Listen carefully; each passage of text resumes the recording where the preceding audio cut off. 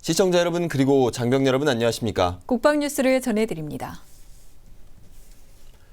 국방부가 부분 동원령을 선포할 수 있는 내용을 신설하는 통합방위법을 입법 예고했습니다. 국방부는 북한의 다양한 도발에 적시적으로 대비하기 위한 조치라고 설명했습니다. 오세현 기자의 보도입니다. 국방부가 부분 동원령을 선포할 수 있는 법률적 근거를 마련했습니다. 연평도 포격 도발과 유사한 국지전이 언제라도 발생할 수 있는데 현역병의 감축으로 유사시 즉각 대응할 수 있는 상비 전력이 줄어들었기 때문입니다. 국방부는 이 같은 내용의 통합방위법 일부 개정 법률안을 지난주 입법 예고했습니다. 개정한 통합방위법에 따르면 국가의 안위와 관계되는 중대한 교전 상태가 발생해 국가를 보위하기 위한 긴급 조치가 필요하지만 군이나 경찰, 향토예비군, 민방위대만으로는 통합방위 사태를 해결할 수 없다고 판단되는 경우 대통령에게 부분동원령의 선포를 건의할 수 있게 했습니다. 부분동원령의 선포는 대통령이 하고 국무총리가 업무를 총괄합니다. 국방부 장관과 국민안전처 장관은 총리를 보좌하도록 했습니다.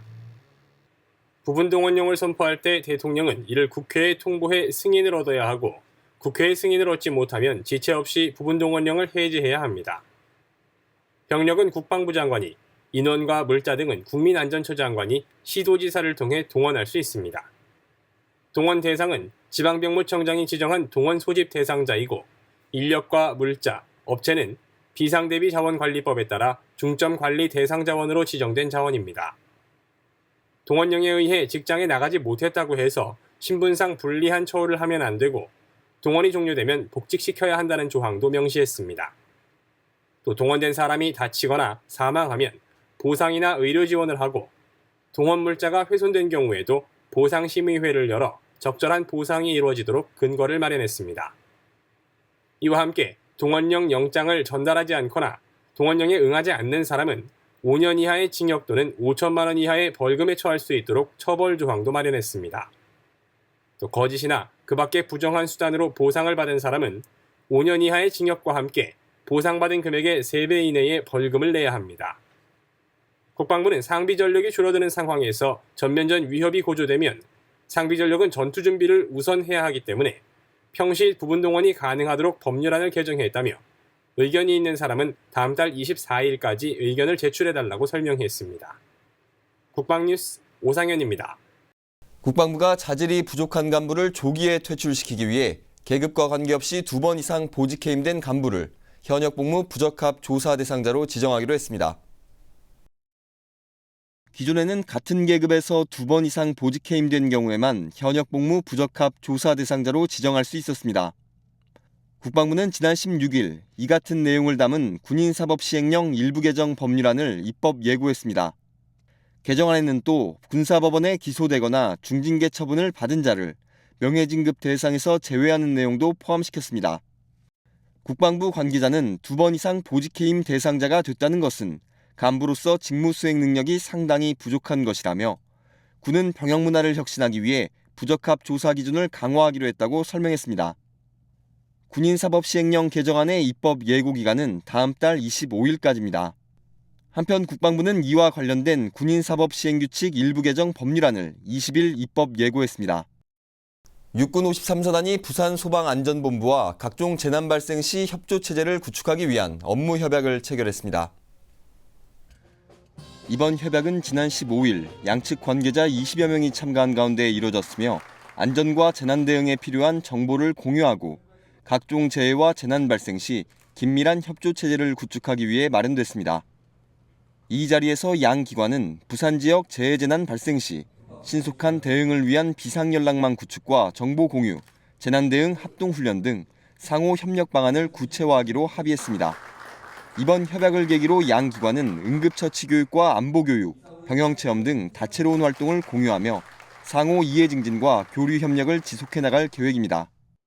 공군 제15특수임무비행단 소속 255 특수작전 비행대대가 33년 무사고 비행 기록을 수립했습니다. 네, 특히 세계 구호 활동과 평화유지 활동 등 다양한 활동을 해왔다는 점에서 그 의미가 더 특별합니다. 심혜슬 아사의 보도입니다.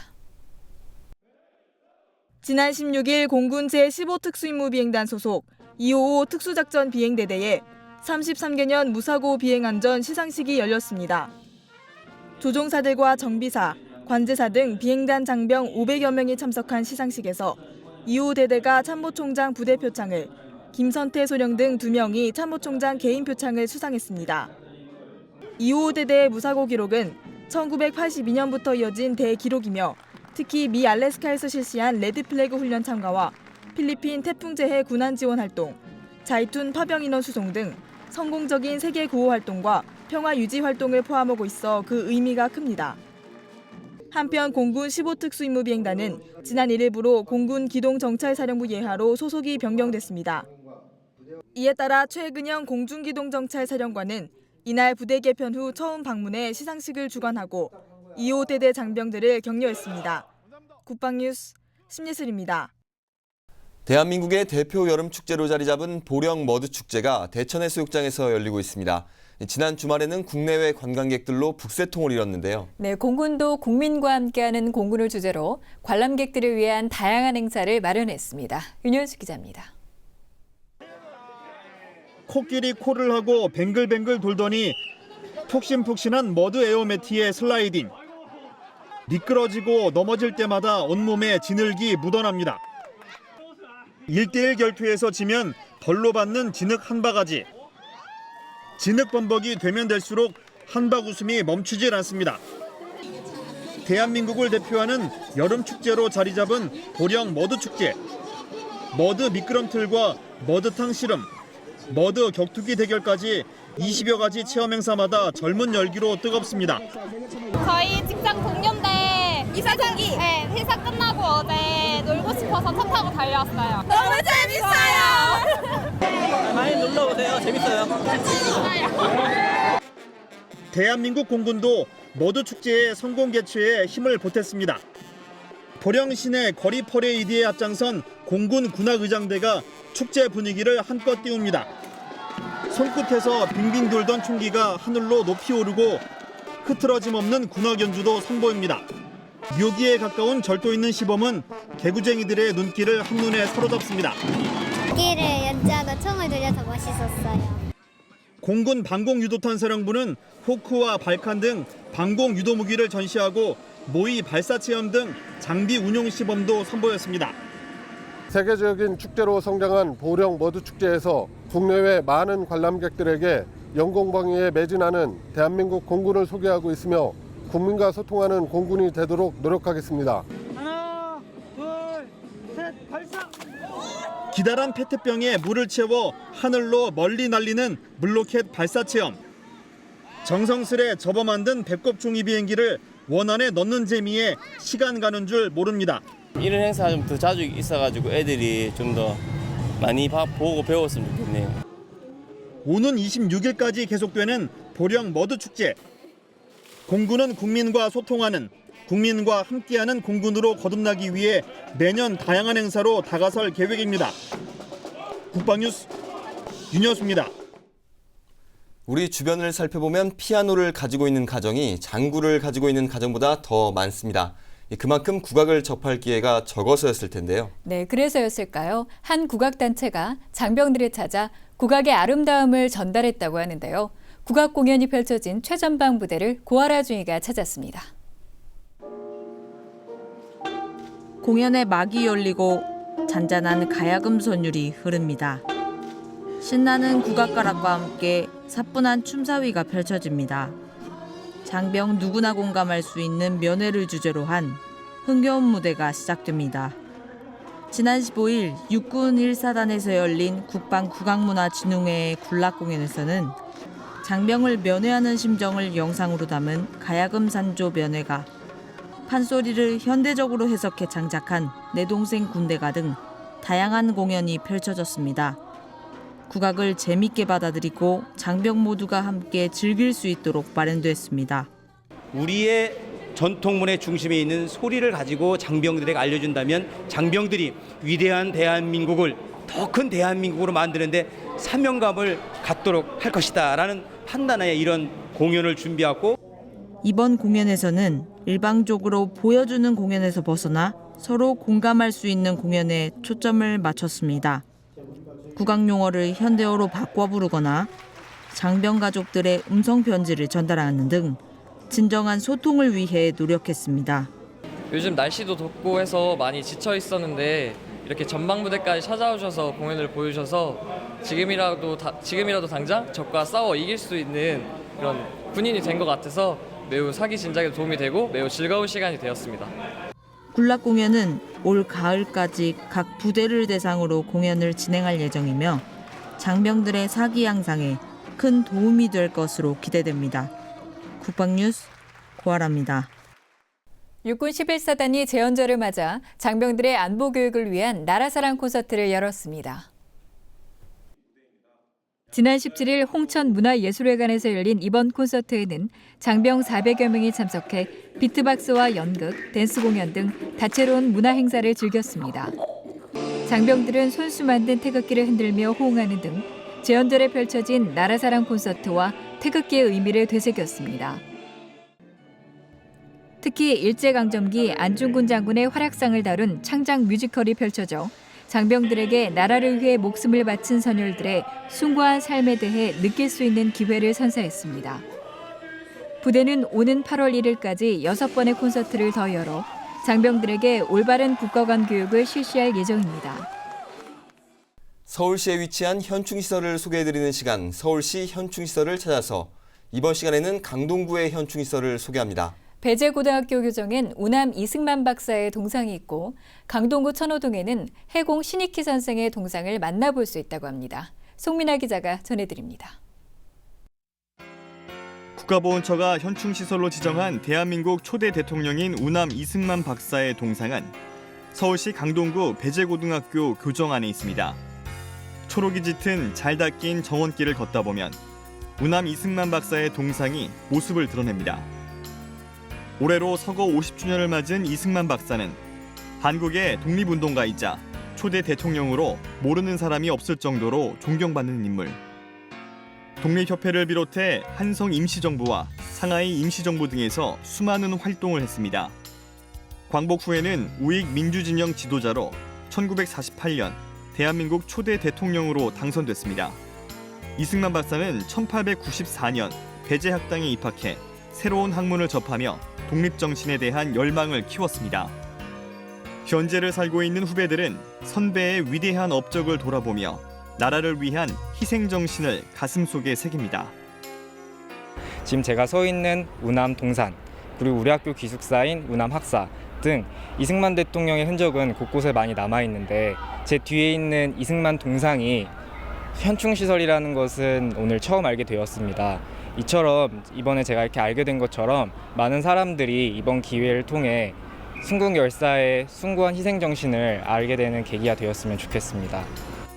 이승만 박사는 이후 6.25 전쟁이 발생하자 미국을 중심으로 한 유엔군과 힘을 합해 공산군을 격퇴했습니다. 이승만 박사의 증손자는 동상이 있는 교정을 둘러보며 학생들이 그분의 애국 정신을 본받길 당부합니다. 이승만이라는 위대한 영웅을 배출한 배재 학당, 지금은 배재 중고등학교지만 이 배재 중고등학교 재학생들에게 꼭 한마디 하고 싶어요. 김일성 도당이 남침했을 때 우리 학생들은 군번도 없이 계급도 없이 군번도 없이 학병으로 출정을 해서 목숨을 걸고 이 나라를 지켰어요. 그래서 우리 배재 중고등학교 학생들도 그런 정신을 받들어서 나라를 보유해 줬으면 좋겠습니다. 1960년 3월 15일 제4대 대통령 선거에 당선된 이승만 박사는 4.19 혁명이 발생하면서 대통령직을 하야하고 하와이로 망명해 3년 4개월간 고국을 그리워하다 1965년 7월 19일 생을 마감했습니다. 서울시 강동구 천호 3동 길 옆으로 해공 신익희 선생의 동상을 만날 수 있습니다. 독립운동가로 우리 민족의 자주독립과 민주주의의 발전을 위해 헌신한 공적을 기려 강동구청이 주관하고 신익희 선생 기념사업회의 고증을 통해 천호동에 동상을 건립했습니다. 이걸 고증을 한 겁니다. 해공 선생 상이 어찌 됐느냐? 이 고증을 해주는 것이 또 우리가 고증을 했어요. 이게 몇 번 왔었어요.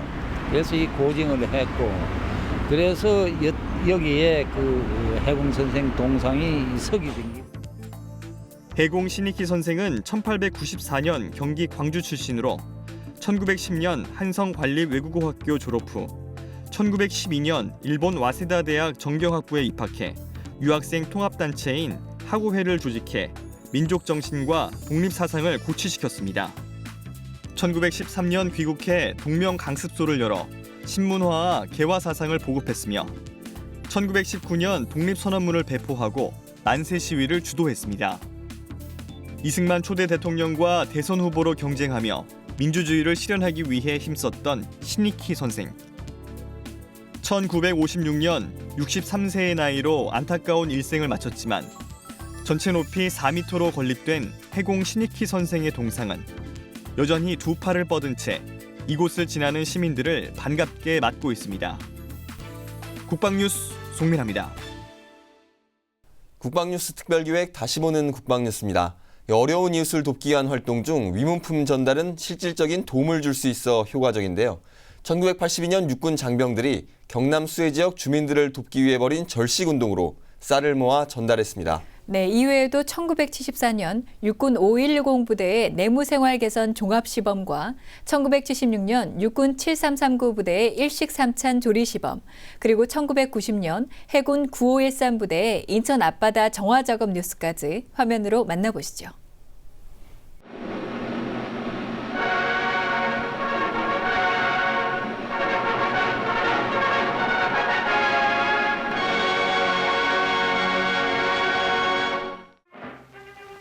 경제적인 군 운영과 장병들의 사기를 진작시켜주기 위해서 육군 제5110 부대에서는 지난 7월 18일 부대장과 인근 부대 지휘관 그리고 많은 장병이 참석한 가운데 내무생활 환경 개선 종합 시범을 실시했습니다. 이날 시범은 그동안 연구 발전시킨 배치카 개조와 개인 보급품 관리, 취사장 환경 개선, 내무생활 정상화 방안 등에 대해서 시범을 보여 좋은 성과를 거두었습니다. 육군 제7339 부대에서는 지난 21일 일식 삼찬 조리 시범을 실시하여 급식 향상을 위한 또 하나의 전기를 이루었습니다.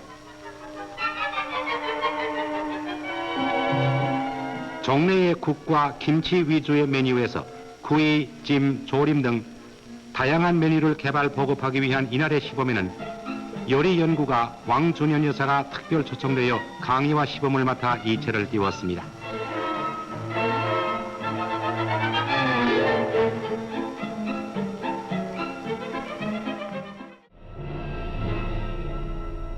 제11호 태풍 세실이 북상하면서 동반한 폭우로 경상남도 지역에는 농경지 침수와 산사태, 지방유실, 가옥 파괴 등으로 31명이 사망하고 11명이 실종되는 등 656가구 2,813명의 이재민과 171억여 원의 재산 피해를 당한 가운데 군관민이 일치 단결하여 긴급 복구 작업에 전념하고 있습니다.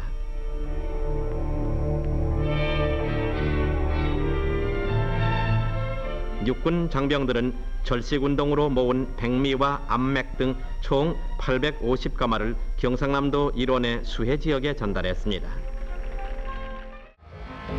해군 제9513 부대는 지난 7월 15일 선박 충돌 사고로 방카CU 500톤이 유출되어 오염된 인천 앞바다 정화 작업에 소속 함정 8척을 지원 기름 제거 작업에 앞장섰습니다. 월미도 연안부두 서산 앞바다에 이르는 인천 남방 해상이 기름으로 크게 오염돼 어민들을 긴장시키고 있습니다. 동부대에서는 1개월 이상 소요될 것으로 판단되는 기름 제거 작업을 위해 관계 당국과 협조하에 긴급 방제 작업을 적극 지원하고 있습니다.